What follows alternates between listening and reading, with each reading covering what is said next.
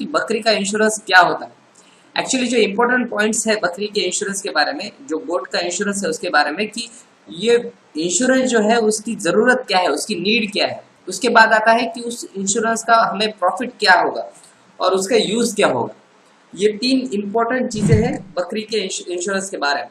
अगर हम बकरी के इंश्योरेंस की ज़रूरत के बारे में सोचें तो ये सबसे इम्पोर्टेंट है। जो भी सक्सेसफुल गोट फार्मिंग करना चाहता है उससे सबसे ज़्यादा ज़रूरत है बकरी के इंश्योरेंस। क्योंकि अगर आप कुछ आपका अमाउंट इन्वेस्ट करके अगर गोट फार्मिंग शुरू करते हो और उसमें से अगर बाय चांस अगर आपको गोट फार्मिंग में आपको कुछ लॉस होता है या आपकी बकरी की सडन डेथ हो जाती है किसी रीजन की वजह से या आपको एक्सपीरियंस ना होने की वजह से, तो आपको उसका जो लॉस है वो इंश्योरेंस थ्रू मिल सकता है। इसलिए बकरी की इंश्योरेंस का जो जरूरत है बकरी गोट फार्मिंग में वो बहुत ज्यादा है। इसलिए आपको ध्यान रखना है कि अगर आप गोट फार्मिंग करना चाहते हो और वो भी एक सक्सेसफुल तरीके से करना चाहते हो तो आपको बकरी का इंश्योरेंस करना ही करना है। ये आपका सबसे पहले प्रायोरिटी होनी चाहिए कि जितनी बकरी आपने ली है उसका आप इंश्योरेंस करवा लेंगे। उसके बाद इस इंश्योरेंस का आपको प्रॉफिट यानी फायदा क्या होगा।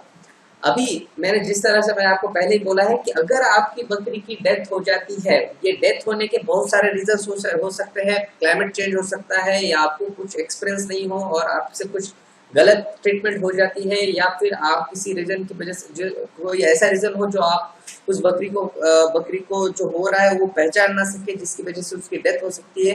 तो इन सारी रीजंस में आपको उसका प्रॉफिट ये जो लॉस हो रहा है वो प्रॉफिट में कन्वर्ट हो सकता है अगर आपका बकरी का आपका इंश्योरेंस है तो। अभी इसका यूज कब कब होता है, जब भी बकरी का डेथ होता है उसी वक्त आपको बकरी के इंश्योरेंस का यूज हो सकता है।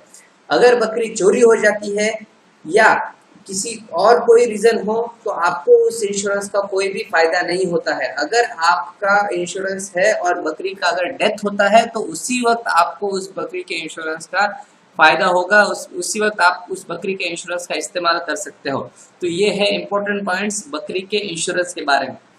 अभी हम चलते हैं कि कौन सी कंपनी का इंश्योरेंस निकालना चाहिए। देखिए दोस्तों, मार्केट में बहुत सारी कंपनियां हैं जो कंपनीज बकरी का इंश्योरेंस करवाती है, लेकिन अगर एक गवर्नमेंट की कंपनी अगर हम सोचेंगे जिसके बारे में, तो the new India insurance company जो है वो एक गवर्नमेंट मैंने मैक्सिमम शेयर्स इसके गवर्नमेंट के हैं। तो अगर जो भी गवर्नमेंट की स्कीम्स आती हैं वो इस कंपनी को बहुत जल्दी इम्प्लीमेंट हो जाती है इस कंपनी में। इसलिए अगर आपको अगर बकरी का इंश्योरेंस करना है तो आप the new India insurance company को एक बेटर ऑप्शन बोल के चूज कर सकते हो। मैं इस कंपनी की एडवर्टाइजमेंट नहीं कर रहा हूँ, आपको जो भी कंपनी बेटर रहे आप उसको चूज कर सकते हो। लेकिन जब मैंने इंश्योरेंस किया था तब गवर्नमेंट का स्कीम आया था कि 50% ऑफ इंश्योरेंस कॉस्ट जो है वो गवर्नमेंट पे करेगी। तो मेरा जो अगर सपोज 260 रुपए अगर मेरे एक बकरी का इंश्योरेंस कॉस्ट जाता है यानी जिसका, तो वो उसमें से सिर्फ हमें 130 रुपए ही देने थे। तो ये जो फायदा है ये इस कंपनी ने मुझे दिया था, इसलिए मैंने आपको एक सलाह दी है। अदरवाइज आपको जो भी कंपनी अच्छी लगे या आपके एरिया में जो भी कंपनी एक्टिव है उस कंपनी का आप इंश्योरेंस निकाल लें, लेकिन इंश्योरेंस निकाल लें। और अगर आप इस कंपनी के बारे में सोच रहे हो तो इसका वेबसाइट मैंने दिया हुआ है। इस वेबसाइट पे इस कंपनी का कस्टमर केयर नंबर है, आप उसको कॉल करके आपके एरिया में जो भी एग्जीक्यूटिव उनका ऑफिसर है वो उनका नंबर ले सकते हैं और उनके थ्रू आप आपके बकरियों का इंश्योरेंस कर सकते हैं। तो एक अच्छी कंपनी है बकरियों का इंश्योरेंस करने के लिए, बाकी आपकी चॉइस है। उसके बाद हम चलते हैं how to do the insurance. तो आपको अगर इंश्योरेंस करना है तो सबसे पहले आप कौन सी कंपनी से इंश्योरेंस करना चाहते हैं ये फिक्स कर ले। उसके बाद उस कंपनी की वेबसाइट से या किसी और तरीके से आप उस कंपनी का कस्टमर केयर नंबर ले लीजिए, बाद में उस कस्टमर केयर को कॉल कीजिए। कॉल करने के बाद वो कस्टमर केयर आपको, जब आप उनको बताएंगे कि आपकी गोट्स का आपको इंश्योरेंस करना है, तो वो आपके एरिया के जो भी उनके सुपरवाइजर है उनका नंबर आपको दे देंगे। उसके बाद उस नंबर पे आप कॉल कीजिए, वो सुपरवाइजर आपके पास आएंगे। आने के बाद वो एक इंस्पेक्शन करते हैं कि कितनी गोट्स का एज जो है वो 1 साल से कम है और 1 साल से ज़्यादा है। क्योंकि जो गोट्स का एज जो है वो 1 साल से कम होता है उनका जो अगर उनका डेथ होता है तो उनका जो प्रीमियम आपको मिलने वाला है वो 7 से 8 हज़ार के बीच में होता है। और जिनका एज यानी 1 साल से ज़्यादा है उनका प्रीमियम जो है वो आपको 10 से उस बकरी की जो भी आप प्रीमियम पे करते हो उस हिसाब से होता है। तो आते हैं, इंस्पेक्शन करते हैं, इंस्पेक्शन करने के बाद वो उनका एक रिपोर्ट बनाते हैं और उसके बाद टैगिंग कर देते हैं। और टैगिंग करने के बाद आपको 10 दिन में वो इंश्योरेंस कॉपी आपको प्रोवाइड करते हैं। तो ये है तरीका इंश्योरेंस निकालने का। उसके बाद उस इंश्योरेंस को आप क्लेम कैसे करना है और कब करना है। अगर आपने इंश्योरेंस निकाला हुआ है तो एक बात ध्यान में रखनी है, जब आपकी बकरी का डेथ होता है उसी वक्त आप उस इंश्योरेंस को क्लेम कर सकते हो। अगर आपकी बकरी चोरी हो जाती है तो उस चोरी के लिए आपको इंश्योरेंस का क्लेम नहीं मिलता है। अभी जब भी आप आपकी बकरियों का इंश्योरेंस कर रहे हो तो बकरी का इंश्योरेंस होने के बाद उसमें क्या होता है कि उस बकरी के कान को एक टैग लग जाता है। हर बकरी के कान को एक टैग लगता है जिसका एक नंबर है, यूनिक नंबर होता है। जब किसी बकरी की डेथ हो जाती है तो आपको उस कंपनी के, यानी जिस कंपनी का आपने इंश्योरेंस निकाला हुआ है, उस कंपनी के कस्टमर केयर को कॉल करना है और कॉल करने के बाद आपको आपके बकरी का जो भी टैग नंबर है उस कंपनी के एग्जीक्यूटिव को आपको बताना है। बताने के बाद वो कंपनी आपको 24 आवर्स के अंदर एक उनका ऑफिसर, मेडिकल ऑफिसर भेज देगी जो उस बकरी का पोस्टमार्टम करेगा। पोस्टमार्टम की फीस जो है वो बाय रूल जो है वो कंपनी को ही पे करनी है, आपको पे नहीं करनी है। बाकी इंडिया में जो चलता है वो चलेगा ही, लेकिन अगर बाय रूल की बात करें तो कस्टमर के, यानी जो भी कंपनी आपका गोट का इंश्योरेंस निकाल रही है उसको ही वो फीस पेड करनी है।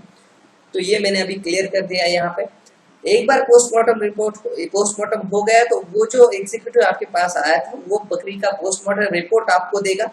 पोस्टमार्टम रिपोर्ट आपको देने के बाद उस रिपोर्ट के साथ जो भी नेसेसरी डॉक्यूमेंट्स है, यानी आपका बैंक अकाउंट और अदर जो भी उसके साथ एक 2-4 डॉक्यूमेंट्स लगते हैं वो आपको उसके साथ बनाना है। और वो फाइल जो है वो उसी ऑफिसर को या जिस ऑफिसर ने आपका इंश्योरेंस निकाला है उसको आपको वो फाइल सबमिट करनी है।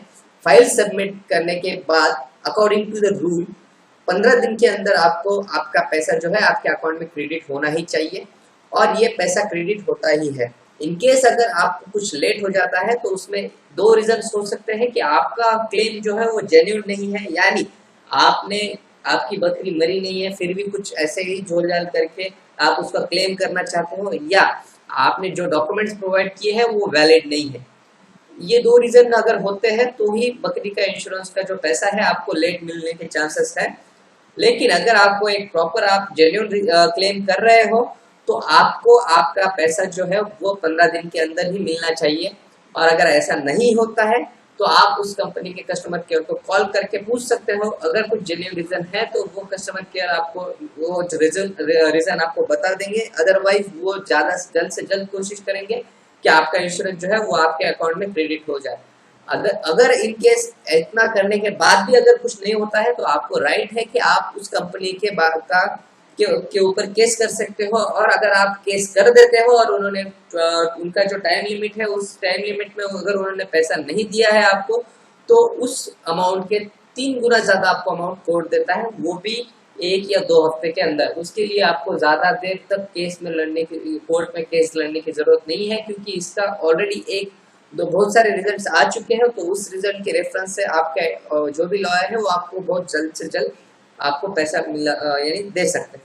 तो ये हो गया गोट के इंश्योरेंस के बारे में। अगर आपको ये वीडियो पसंद आया हो तो लाइक कीजिए, आपके व्हाट्सएप ग्रुप में शेयर कीजिए, और आपके फ्रेंड्स हैं उनके साथ भी ये वीडियो शेयर कीजिए जो गोट फार्म में इंटरेस्टेड है। और अगर आपने मेरे वीडियो चैनल को सब्सक्राइब नहीं किया है और आप न्यू विजिटर्स हैं तो आप चैनल को सब्सक्राइब कीजिए ताकि मेरे आने वाले वीडियोस का नोटिफिकेशन आपको मिलता रहे। Thank you.